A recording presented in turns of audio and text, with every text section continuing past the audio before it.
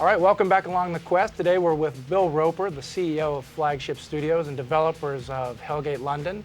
Bill, welcome. Thanks for coming. You bet. My pleasure. I think the last time we were together, we were at GDC, talked about the game back then. I think it was at pre-alpha at that point, and we were running it on the Intel quad-core systems. We should probably go back and have a look at that conversation.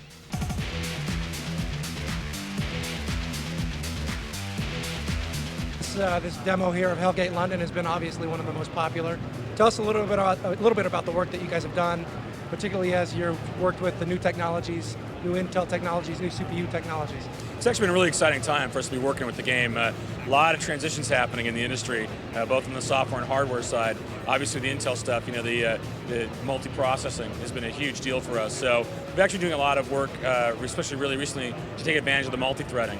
So as people get multiple processing and get that multi-threading happening, they'll actually see an appreciable difference in not necessarily the way the game plays, but in how fast they can switch things back and forth. One of the big things we have in Hellgate London is the ability to completely customize the colors and looks of your armor. So you have these different color themes and sets.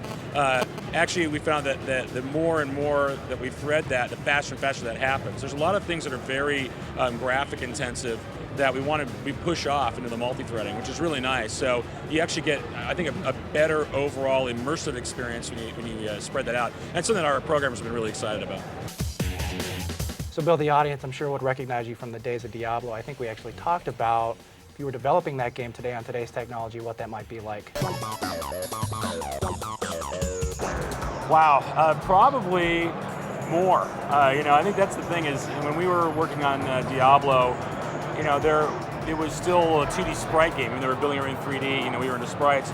Now, for example, with Hellgate London, which is, I think, derived very much from the same philosophies of the Diablo series of action RPG randomization, we're able to create these really rich, fully randomized world. Hundreds of base weapons, millions of possible combinations, but realize that all in true 3D.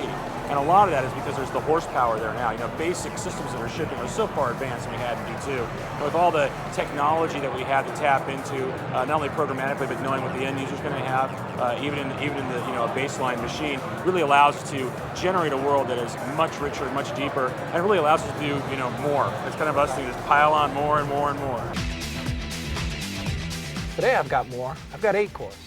Ah, cool. We ought to see if Hellgate London will run on 8 cores. What do you think? Yeah, let's do it. Let's throw some code on there and see what happens. All right. Well, you'll have to come back next time to see whether or not the game runs. I think it will. I think it'll be cool. We'll see you next time on The Quest.